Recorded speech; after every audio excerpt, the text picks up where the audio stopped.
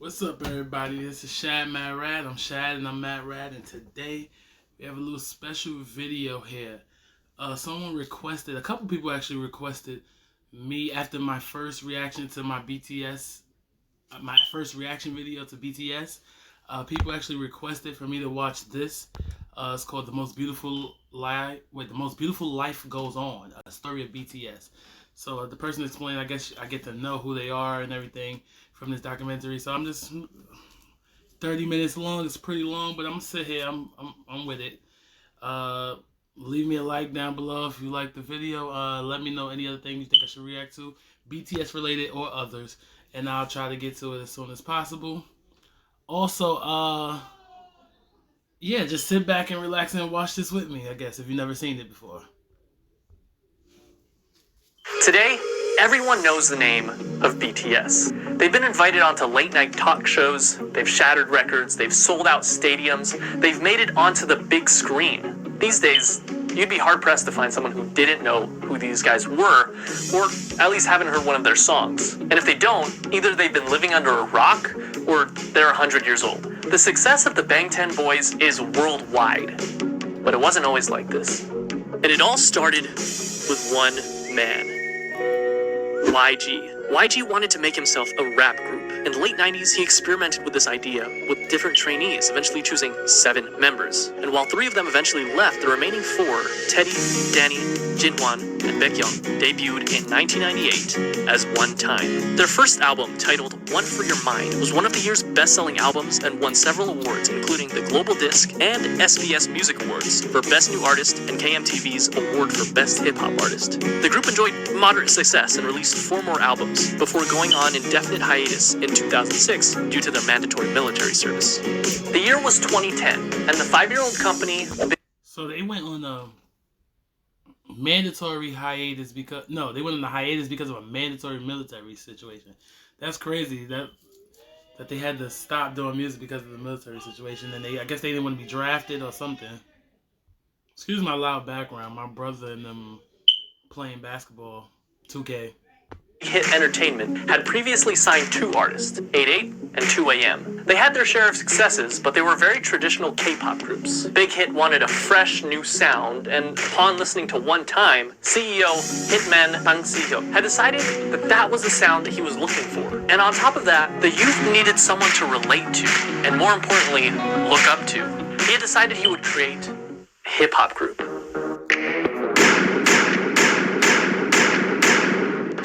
Enjoy a wow. Okay, wait. So, BTS is a hip hop group.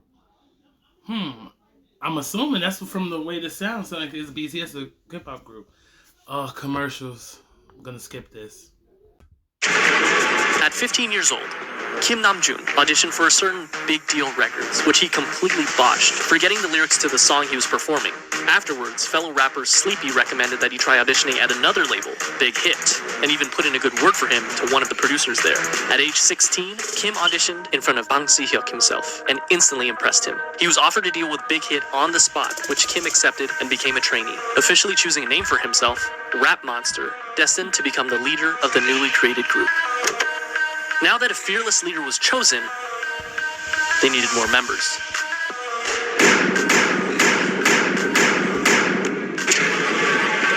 Min Young-gi was a 17-year-old living in Daegu, an avid basketball player and rapper. He had been interested in music, especially rap, from a very early age. And so BTS is a rap group then? His parents' disapproval, started performing as a rapper while still in high school. He quickly gained attention as a rapper and producer in the underground hip-hop scene. One day he saw a flyer for a rap competition called Hit It and decided to participate. And although he only placed second, the company hosting the competition, you guessed it, Big Hit, decided to sign him on as a producer. Hitman Bang spoke with him afterwards, convincing him to join a newly created hip-hop group. He told him to just focus on rapping and assured him that he wouldn't need to dance. He was lying. And just like that, the new group had a second member, known as Suga, a combination of the first 2 syllables of shooting guard, his favorite position in basketball. But they wouldn't stop there. Rappers were nice, but Big Hit actually needed a dancer. Jung Ho-seok always loved dancing. He was in the starting lineup of the dance crew Neuron in his hometown, Gwangju.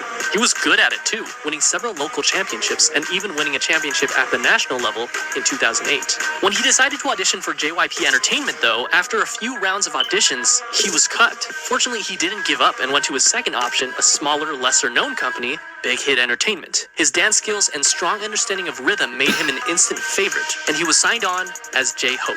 Not only that, but they saw potential in him to become a rapper, which at this point he had little experience with. However, J-Hope quickly felt that he wasn't a good fit and decided to leave Big Hit until RM convinced both J-Hope and Big Hit that the group wouldn't be complete without him.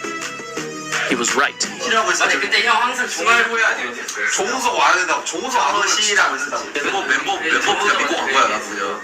올해 멤버 보고 왔다. 멤버 보고 왔어 진짜. 근데 나는 진짜 네가 With the addition of J-Hope, the rap line was complete. Now they needed. I don't know. I'm not gonna pause it too much. But I like to see them actually like having a conversation and talking because from videos I did see on K-pop, or they're always like they're overworked and they're always tired and they're stressed. But they looked like regular, young adults talking and chilling in the room. I'm glad to see that. Singers. Now, just like how RM, an amazing rapper with a ton of experience, was chosen as the first official member of the rap line, it would only make sense that a legendary singer and dancer would be the perfect first member of the vocal line. Right?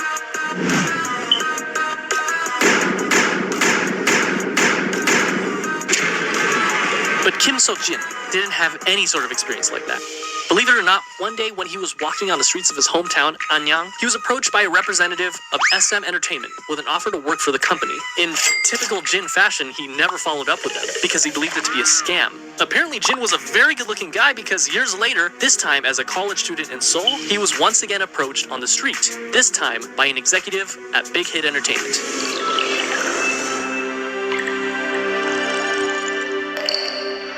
He didn't sing. Sidebar, I see Big Hit is like they was determined to create a group. Like they did the work of like the American competition singing shows, but they just did it themselves without the help of the public. He didn't dance. He was at school to become an actor, and he decided to audition to become an actor. Big Hit, however, had different plans for him, and convinced him to become a vocalist for their new group. To do so, he literally learned to dance and sing starting from zero, but thankfully, not without help from other vocalists.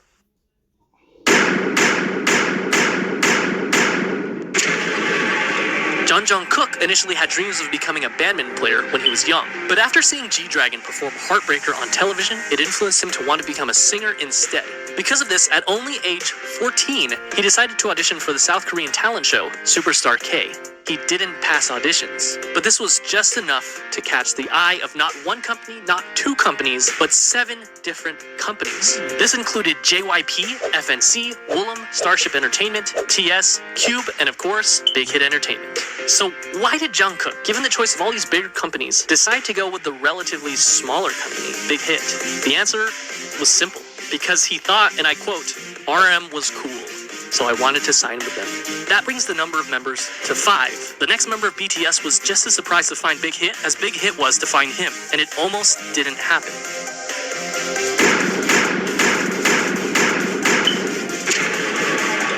Kim Tae-young was always passionate about music, and it was always his dream to pursue it as a career.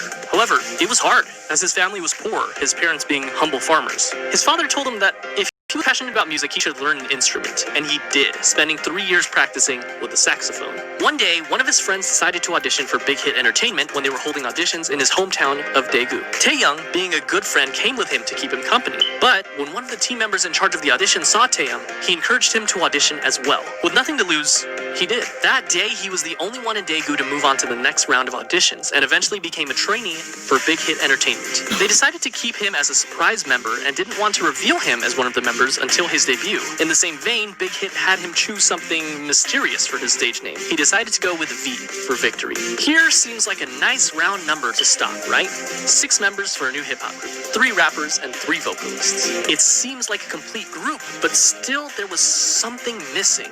Someone was missing. Someone that could take this already great group of artists and push it. Okay, so it's 7 of them. That was a question I had. Like, how many of them were there? even further to achieve perfection, a powerhouse, someone so naturally talented that they could stand out in a room full of already talented artists. This project that Big Hit had embarked upon needed a capstone.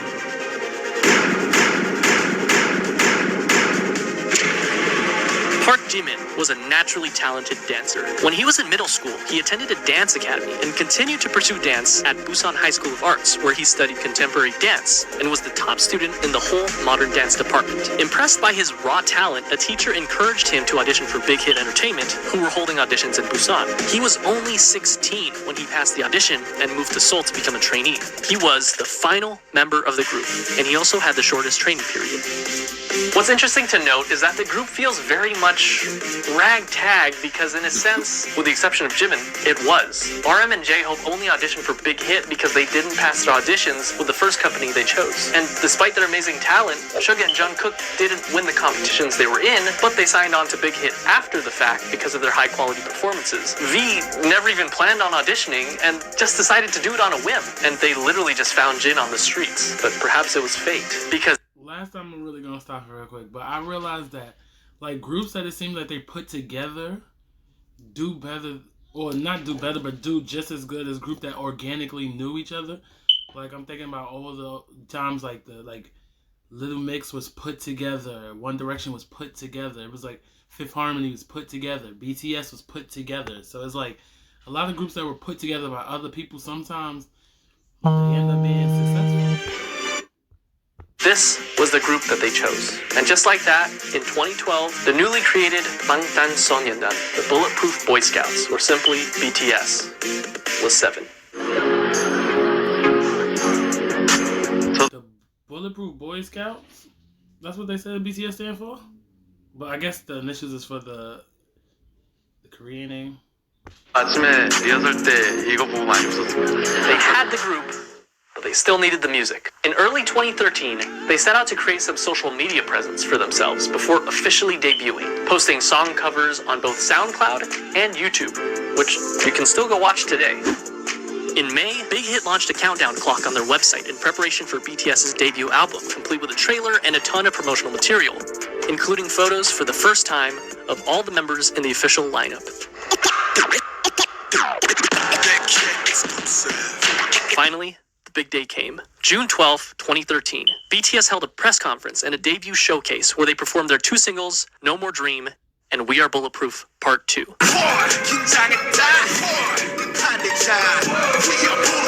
The same day, the Too Cool for School album, as well as the music video for No More Dream, were released. The very next day, BTS performed the song again on their official debut stage on Mnet's M Countdown. This was the world's first taste of BTS. Commercially, the album didn't do extraordinarily well. The lead single, No More Dream, peaked at 124 in Korea, and the album sold only 24,000 copies during its first year. Bulletproof Part 2 didn't even chart. The first year wasn't all that great for BTS, but despite everything, people saw them. People saw the sparkle in their eyes and their limitless potential. And they were hot, of course. On July 9th, ARMY was established as BTS's official fandom. They made their comeback only 2 months later in September when they released their single, No, along with their EP, part 2 of what would be their school trilogy, Oh, Are You Late 2. In the music video for the single, they made a commentary. I'm listening to the dates, and they've been out for a long time. Like, a long time. On the harsh Korean education system, along with their previous themes of hopes and dreams. No peaked at 92 in Korea, but also quickly fell off the charts. The album debuted at number 4 on the Gaon Weekly chart and was the 55th best-selling album in South Korea that year. This was enough to secure them the coveted New Artist of the Year award at the Melon Music Awards, the Golden Disc Awards, and the Seoul Music Awards. Part 3 of the School Trilogy was released in February of 2014, the EP School Love Affair. This time, the lead single was Boy in Love.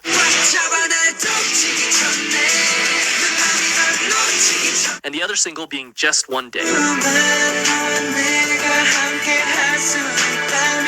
The album, as well as both singles, enjoyed moderate success, with the album topping the Gaon album chart, as well as making its first international appearance at number 3 on the Billboard World Albums chart. The album also marked their first distinctive change in theme, focusing more on school life and young love, as evidenced by their Boy in Love music video. They also held their first fan meetings with a crowd of 3,000 in Seoul. BTS was doing well.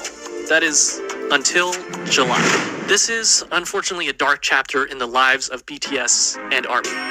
That's right, American Hustle Life. I'm joking, of course, but American Hustle Life was a reality show put together by Mnet that brought BTS to Los Angeles, where they had the unique opportunity to learn the true ways of hip-hop from the masters. And it was a pretty darn cringy opportunity, but an opportunity nonetheless. Whatever you do, just don't watch the Warren G version of Boy in Love. You've been warned. However, cringe and all, the trip proved fruitful for BTS, making connections, performing their first US concert for free in front of 200 fans, as well as their first appearance at KCON. The next month, in August, BTS released their first full-length studio album, Dark and Wild. The album featured 2 singles, Danger and War of Hormones. The album featured a marked shift in sound with a touch of R&B and electronica. It was met with moderate success. It peaked at number 2 in Korea, selling over 200,000 albums. In October and again in May of the following year, BTS went on their first and second concert tours, known as the Red Bullet Tour, where they visited 13 different countries, including Japan, the Philippines, Australia, the US, Mexico, and many others. They also came out with their first Japanese album in December, Wake Up, featuring many Japanese versions of their songs, as well as original tracks Wake Up and The Stars, followed by a Japan tour and a solo concert in Korea.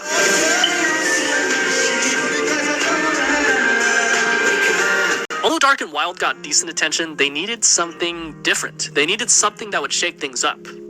They got to work.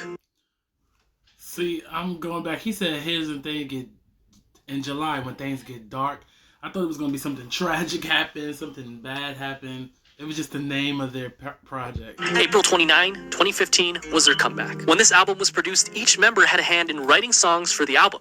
They again changed their sound, from aggressive hip-hop to youthful, colorful styles. And not only their sound, but their image as well. This can be evidenced by their newest EP, The Most Beautiful Moment in Life. And just by looking at the album cover, they ditched the dark colors and the bulletproof vest symbol.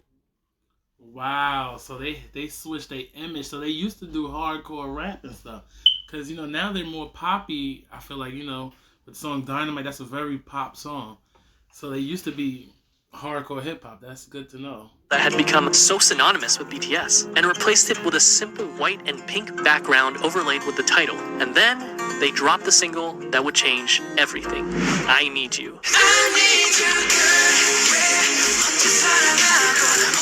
It was sentimental, it was hopeful, it was new. Just by looking at the music video, we can see that BTS has also ditched their punk bad boy image and replaced it with a more real, vulnerable, down-to-earth, and youthful feel. This proved to be the change that BTS needed for mainstream success. Billboard called it one of the greatest K-pop songs of the decade. It charted at number 5 in Korea, and even led them to their first music show win on SBS MTV's The Show. And that wasn't all. They released their second single, Dope, on June 24th, which started off with a poignant line from RM. That's my birthday, June 24th. They dropped a single on my birthday. 어서 와. 방탄은 처음이지? Welcome. Is this your first time with BTS? And you know what? For a lot of people, it was. In a way, their first studio album and tour can be seen as their stepping stone between old school BTS and new school. In November, they came back with their follow-up EP, The Most Beautiful Moment in Life, Part 2, the second EP in what would be dubbed the Youth Trilogy, which featured the single Run. Get a delicious piping hot meal to feed your whole family.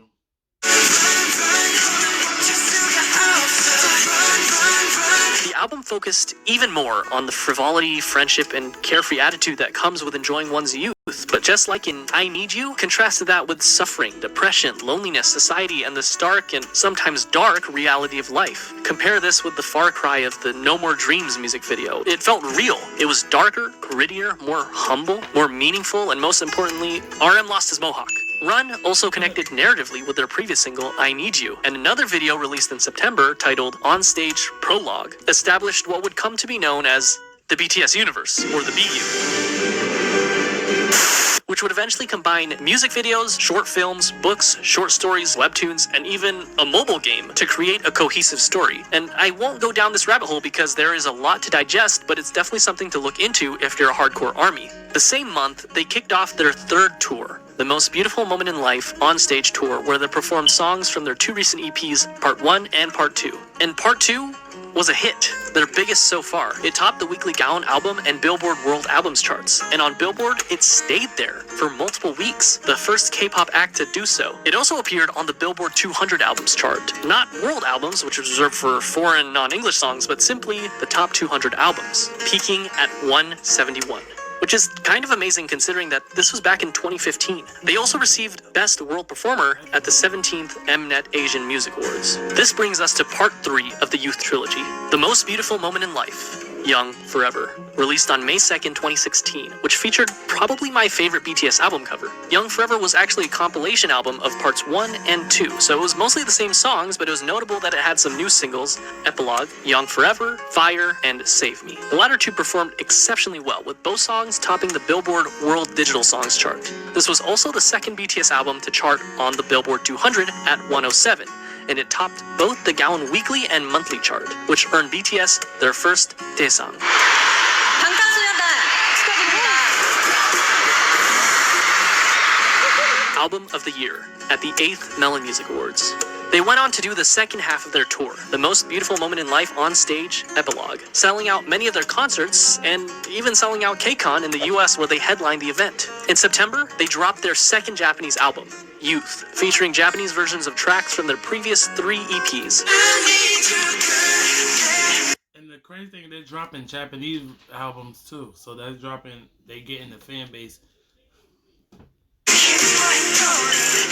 Which went gold and peaked at #1 on Japanese charts. And only a month later, in October of 2016, it happened. BTS dropped their second studio album, Wings. It sold over 500,000 copies in its first week. In comparison, The Most Beautiful Moment in Life, Part 1, released just the previous year, which topped the Gaon chart, sold about 500,000 in its entire lifetime. Wings was big, but the true showstopper was its lead single, Blood, Sweat, and Tears, which got them their first all-kill, topping 8 music charts in South Korea. Its music video gained 6 million views in the first 24 hours, which broke the YouTube record for the highest number of views of a K-pop group music video within 24 hours. The album hit number 26 on the Billboard 200, the highest ever charting K-pop album on Billboard. They ended up selling 1.5 million copies in South Korea in 2016 alone, and it netted them the Artist of the Year award at the Mnet Asian Music Awards that same year, the first non-Big 3 artist ever to receive that award. 수상자는 방탄소년단.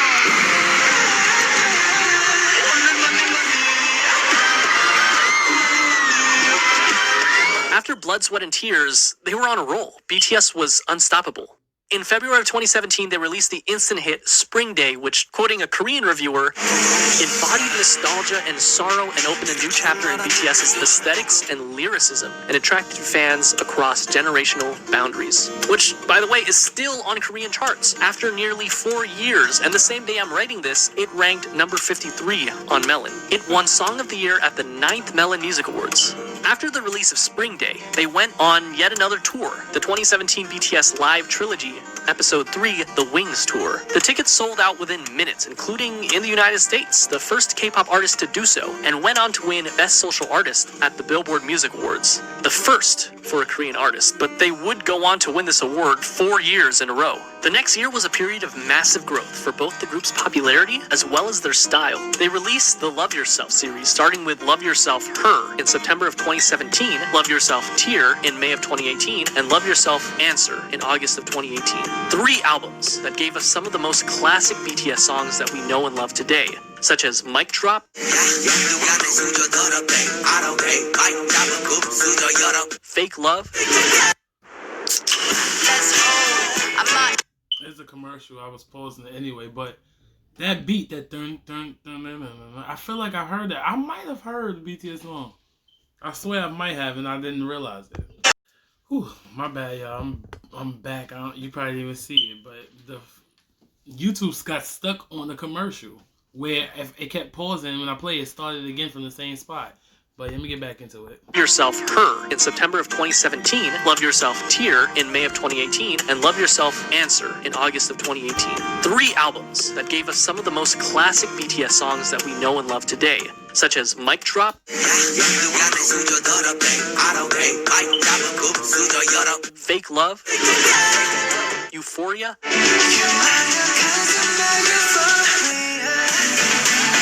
Idol,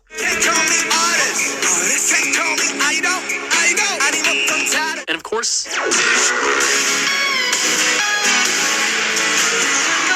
all 3 albums were commercial successes, Her being their first album to top 2 million album sales. But Tear and Answer also did equally well. These 3 albums, as well as their Japanese album, Face Yourself, proved that they weren't done yet, not even close. During this time, they shattered countless records. Their singles went platinum, they topped charts, they won awards. And not only did they break YouTube records, but they broke records that they themselves set again and again and again.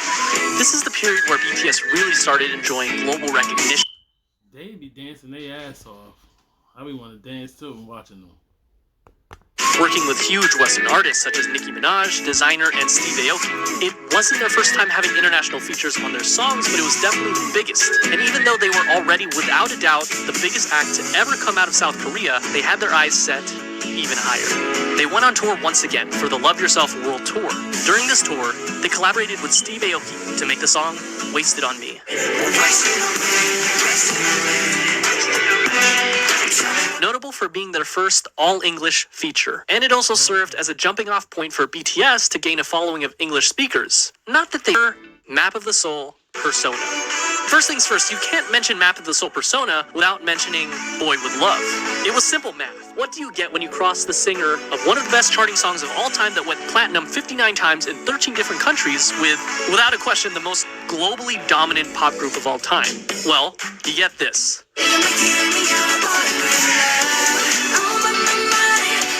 Nothing less than an instant hit. Number 8 on Billboard Hot 100, platinum in the US, 21 music show wins, number 1 on iTunes in 67 different countries, the most liked and the most viewed YouTube video in the first 24 hours, the fastest video to reach 100 million views, a current view count of over 1 billion views, 7 boys, 1 girl, and 7 different hair colors. They were the talk of the town, invited to talk show after talk show after talk show. The second single on the album was Make It Right. Written by Ed Sheeran himself, including a version featuring Loud. The album debuted at number 1 on Gaon and sold 3.2 million copies. They got some bops. They got some bops. Some on my shoulders.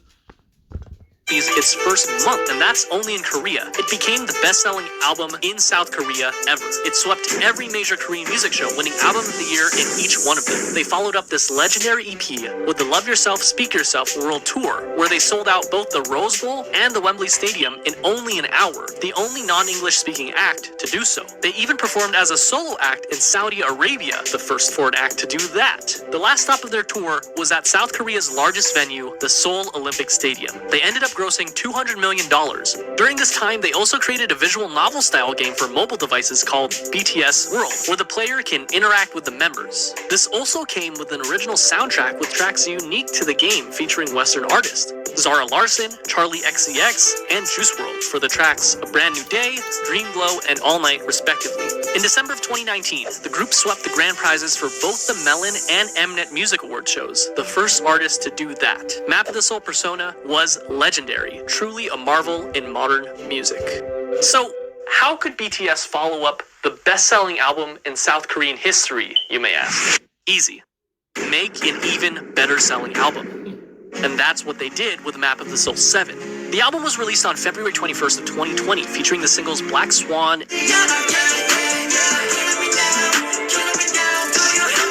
and On.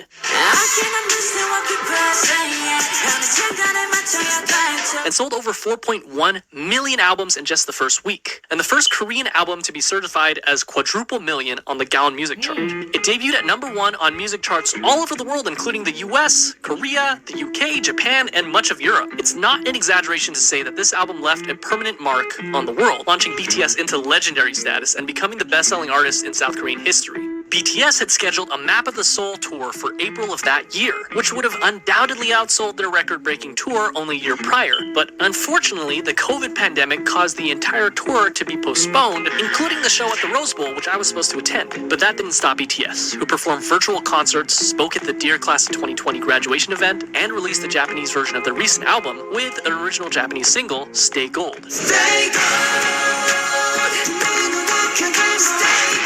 And to top it all off, this was only June. At this point, it was clear that BTS had already dominated their home turf, and they had topped the music charts all over the world. This time, their sight was set for the very top. Remember that scene in The Social Network where Mark and Sean talk about how they don't want $1 million, they want $1 billion, how they're not interested in catching 14 trout, but they'd rather catch an 800-pound marlin? Well, that's what they set their sights on. The marlin, the biggest music industry in the world, the United States. And at the top of that music industry, #1 on Billboard Hot 100. This small group from a company that virtually no one had heard about 8 years ago planned to take on Goliath himself and dominate the American industry on their home turf. And all they had to do was speak. Spoiler alert, they did. English. August 21st. Enter Dynamite. Their first and only English single so far, simultaneously performed better than anyone had expected, but at the same time is exactly what we as an audience had come to expect from the legendary boy band themselves. And they did it. They reached #1 on the US Billboard Hot 100, the Global 200, and the Global excluding US chart. Yeah, I see WAP right there, right? WAP was #1 at one point, you know, Cardi fan here. But yeah, wow, that's amazing, yo. And they made sure that if you hadn't heard of them before, you definitely have now. And if that wasn't already the biggest flex, on October 2nd, they came out with Savage Love BTS Remix with Jason Derulo. Savage Love, did somebody break your heart? Getting #1 on the Billboard Hot 100 again, less than 2 months after already getting it #1 with Dynamite. And on the Global 200, where they actually replaced themselves at #1, the first artist to do so ever. So what makes BTS so special? How did they achieve all this? K-pop is a genre that spans for at least 30 years, and there have been hundreds of boy groups and hundreds of girl groups. What did BTS do to rise above all of them and break through to markets never before seen? Before he explains what they think, I got a little theory. Social media is amazing now, and the power of social media can make someone's career and overnight, technically.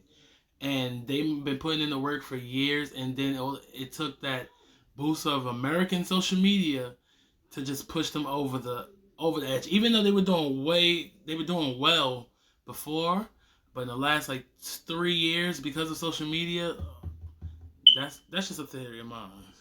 Historically, the boy band industry has been dominated by white English-speaking bands. And the fact that BTS has not only held their own, but blew any sign of competition out of the water on a global scale can be attributed to nothing less than their talent, hard work, and a bit of a 1 in a million miracle. They did it through their own blood, sweat, and tears, so to speak. Around the world, we see that boy bands have pretty much fallen into obscurity, but BTS is thriving. And though I've stated this all before, it's worth saying again, in contrast to other bands who would sing about romantic relationships with girls and what some would call predictable bubblegum pop tunes, BTS is continuously pushing the envelope and changing their styles. According to an article by Vulture.com, they describe this style as much less a success for the Backstreet Boys and more of the successors of Michael Jackson, whose choreography and charisma were unprecedented. While of course there's a lot of love for the angelic vocals of BTS, rap has also played a very important part in creating their own style. In stark contrast to the typical boy band where every member sings, it's so refreshing when you're in the middle of a song and you hear RM's raw rapping skills, J-Hope's energy, or Suga's soul put into every single line. Interestingly enough, at the first glance, it seems that the success of BTS was miraculous, despite not being part of the Big Three. But it can also be argued that their success was because of their separation from the Big Three. Their label, Big Hit Entertainment, whose founder emphasizes artistic freedom more than anything else, allowed them to make their own sound.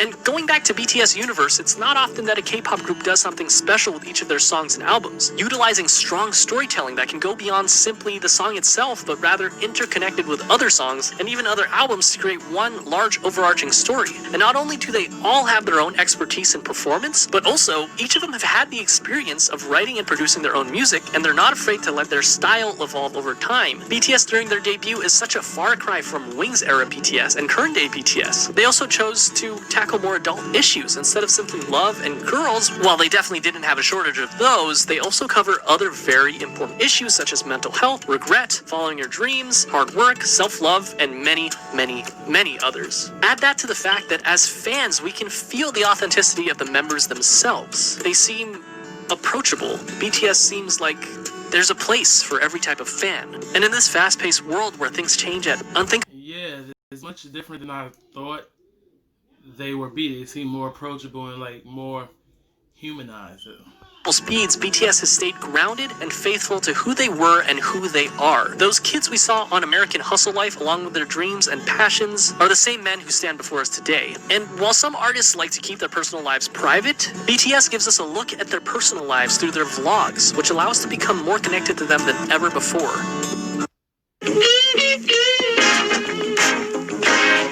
Install the Chime app today and get started. What is truly amazing is that, with the exception of just one single, they're doing this all while singing in their native tongue, Korean. Their music holds so much power that it literally breaks through the barriers of language. And no, they're not done yet. Today, November 20th, they're releasing their 5th studio album, B. Their singles on the album, Dynamite and Life Goes On. And chances are, life will go on for BTS. And chances are they'll continue to break even more records. They've shown that they're capable of dominating music charts across the world and even reaching across the Pacific Ocean and conquering the music industry in the United States. What's next for them? Mars? In any case, they've only started in 2013, and BTS is as strong as it's ever been. As far as we know, they will only continue to light it up like a dynamite.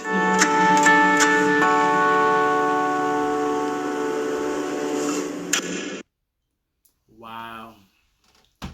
That was good. That was good. It really gave me, for real, for someone who didn't know anything about BTS, it really gave me a backstory of how, now I know how they were created, and now I know why they're so big and why they're so popular. Even with the language barrier, I can now understand why people love them. Like, they're likable. They got good music. I'm about to actually go and listen to some of them right now because it was actually, I might be part of the army now. I don't know. I'll let y'all know about the next video. But thank you guys for watching. If you like, give it a thumbs up. Leave me a comment below and tell me what you think I should react to next. It could be BTS. It could be something else, and I'll try to get to it. Thanks. Don't forget to leave a like, share, and a comment. I'm out.